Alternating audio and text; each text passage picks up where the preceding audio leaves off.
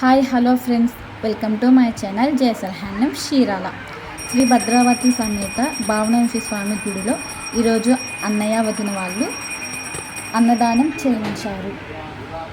మన సబ్స్క్రైబర్స్ కూడా చూస్తారని ఈ వీడియో తీయడం జరిగిందండి. ఈ వీడియోని మన ఛానల్లో ఇప్పుడే పోస్ట్ చేశామండి.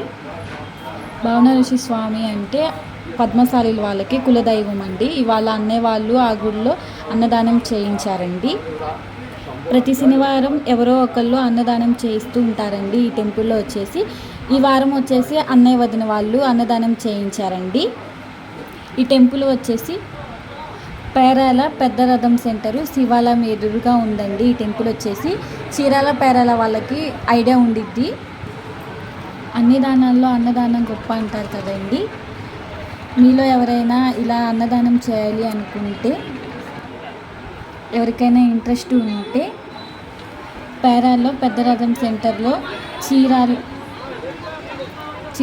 చీరాల్లో ఉన్న పేరాల అండి, శివాలయం ఎదురుగా ఉన్న భావనరాశి స్వామి గుడి అండి. మీకు ఎవరికైనా ఇంట్రెస్ట్ ఉంటే గుడి దగ్గర కమిటీ మెంబర్స్ ఉంటారండి, వాళ్ళని ఒకసారి కలవండి.